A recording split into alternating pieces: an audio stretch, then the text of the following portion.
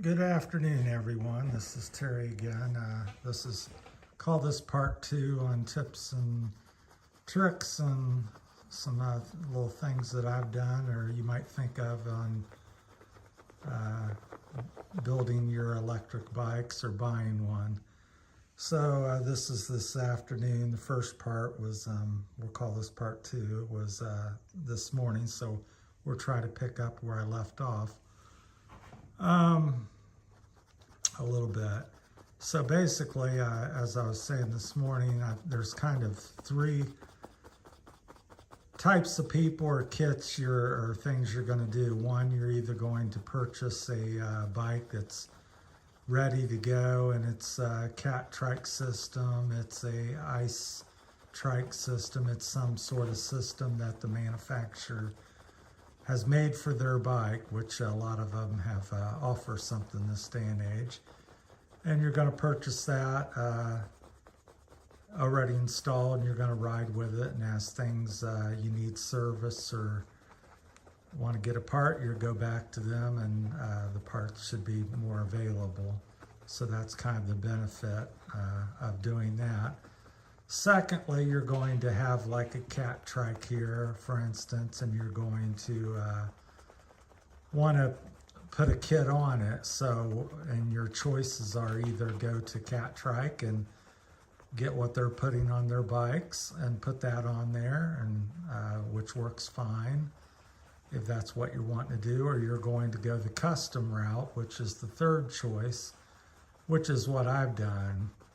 I wanted more range than the manufacturers are offering. I wanted more speed and more freedom of choice to do what I want. It's also comes along with that choice. It comes, it's more work on your part. You've got to figure things out because the manufacturer isn't helping you per se. So it's like in my case, I had to make the dropouts, and I went with a hub drive, and where am I going to put the batteries?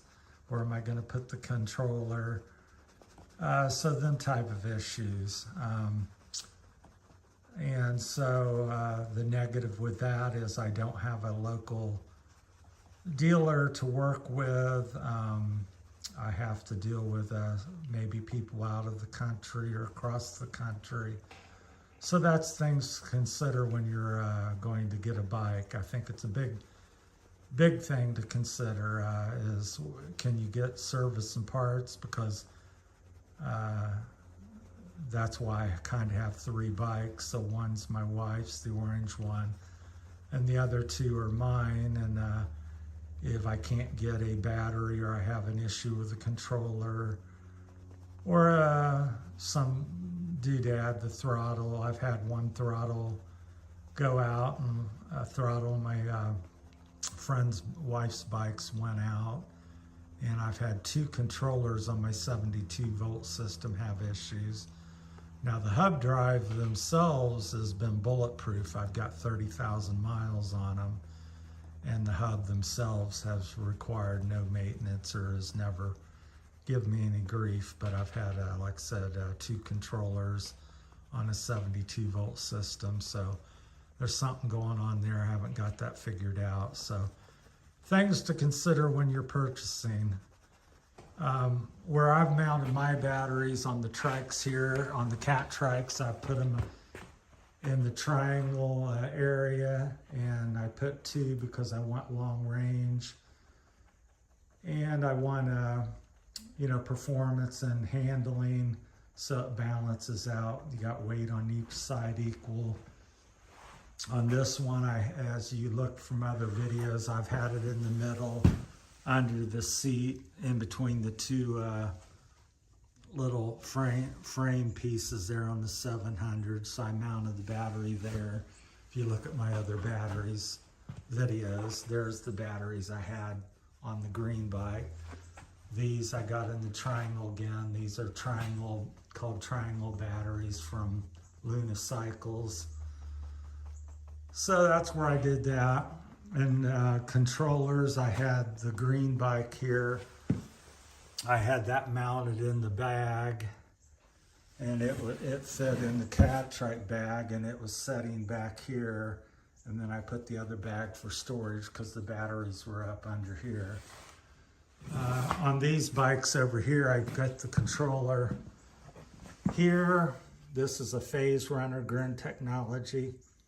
It works very well for 2,000 to 3,000 watt systems. I don't think it's up to, even though they say it will do it, I don't think it works well for the 4,000. I think that's too much for it. So, but they're very good. They're for 2,000 and under watt systems, very good, lightweight, very trick, very small. Gives you a lot of opportunities to put it on the bike. They just take 2 little zip ties. It's a quarter of the size of like this Crystalite, for instance. That's about 4 by 6, and this is like 4 by 2, so quite a bit smaller, at least half the size. And this one, I got a Crystalite controller on it, and I'll get down here. This is kind of low. I don't know if you can see it, but there it's zip tied onto the side on the other side of the frame member there, and got that on there. And this was my original battery I had made for the Catrike bags on the 700. And I quit. They worked very well, looked great, but I quickly realized I wanted more range.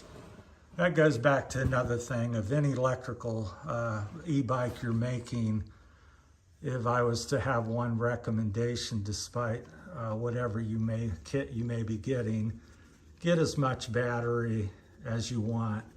If you think you're going to run 25 to 50 miles, get a bigger battery, so you, because it's definitely no fun running out of battery and having to pedal a 60, 80 pound bike back, or sitting there worrying about it, and you're got an electric bike, but you're only doing 10 or 15 miles an hour because you're afraid to run out of battery. So my line of thought is you can't get too much battery. It's kind of like your car. If it can, most cars can do 300 to 600 miles of range or something. And I know you don't drive that every day, but it sure is handy to have that and not have to stop and fill up or worry about where you're at. So it's the same on e-bikes. Battery, battery, battery, battery. Put your money there, and to get that, to get things, a lot of times it's 2 batteries, and that will also help the handling, balance them out. Put one on the left and one on the right. But that's my big recommendation, is buy a bigger battery and maybe have 2 of them. I run mine in parallel, so they never have to switch them on and off. They just feed off the other and continue riding. And the other tip I would have is, zip tying things on. And then if you're going to do a custom route like what I've done, for instance, I made prototypes of this as my dropout to hold the hub in the Catrikes. This one's made of steel. I've got them in aluminum and steel. So that's that. I've got some extra one in the local machine shop. Ended up making them once I had the rough thing. Also, I take this material here, a little foam board. Not sure exactly what you call it, but you can get a big sheet of it. This is 2 inches thick. Home Depot, Lowe's. And I do custom cutouts. So this in particular was a controller I was looking to get, which was this size. And I quickly, because I was determining whether it would fit in this Catrike bag. And I could see that it was going to be very tight, so I said the controller, I ended up getting was this little smaller unit. And that was due because I had some idea of what to do. I actually made a mock-up of the size of the controller. And I also did the same with batteries. Before I bought these batteries, I made a foam or cardboard cutout of the dimensions of the battery, get the dimensions from the seller manufacturer. And I held it on the frame, and I could see that it would fit where I want it to fit and be pleasing, you know, and work well, which it has. So that's little tips. Make you some cardboard or foam cutouts of all your parts you're going to mount for your bike, and that will be a great help to you. And then you can kind of visualize and tape them on and see exactly where you want to mount them. So on this, I got, like I said, the batteries in the bags left and right. I got mine are all throttle based. You can get torque and different sensors. And my advice on all these things, as you get more and more devices, gauges, and features, brake, you know, what do they call it, regenerative braking, it adds complication and cost to things. It's like on this Crystalite controller, on the way I run it, I'll lay it down so you can see it better. But all the wires I use are right there. So what is that? There's 4 wires, 5 wires. There's a little one, well, 6. Let me count them out here. That's the throttle. So 3, 1, 2, 3, 6 wires is what I used my system. So now if I have a problem, that's fairly easy to track down because you got 6 wires. Now here in the purple, I bundled them up, are the ones I don't use, and there's 4 of them. That's for your, or 5, I got 5 of them, pardon. I got the controller display. I got brake cutoffs. I'm not sure what each one is, but I have 5 that I don't use on this Crystalite. And the Gren Technology even uses less.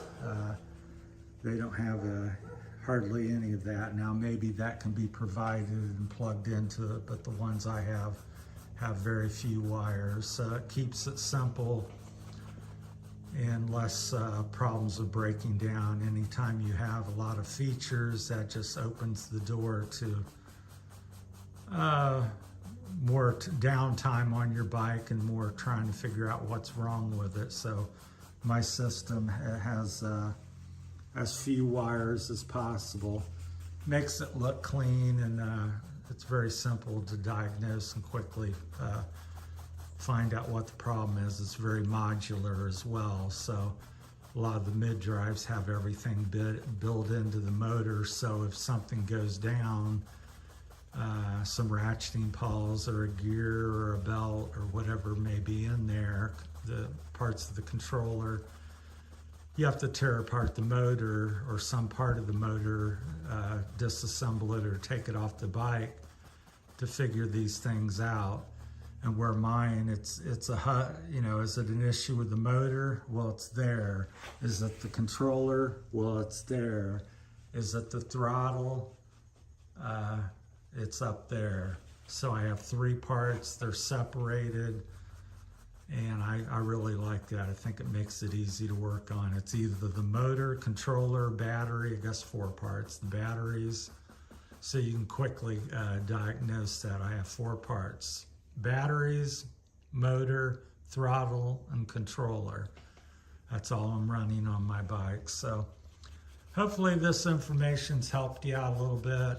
It's the purpose of my videos is to share stuff and with you all, and then also learn from you guys as well as you guys. So feel free to make some comments, and give me a little feedback, and of course, like and subscribe and all that good stuff doesn't hurt either. And I appreciate that so much.